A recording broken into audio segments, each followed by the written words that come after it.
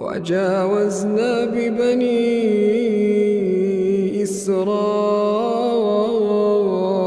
البحر فأتبعهم فرعون وجنوده بغيا وعدوا حتى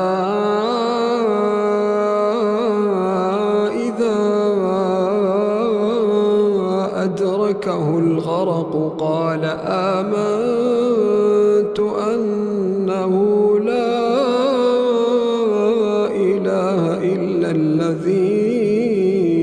آمنت به بنو إسرائيل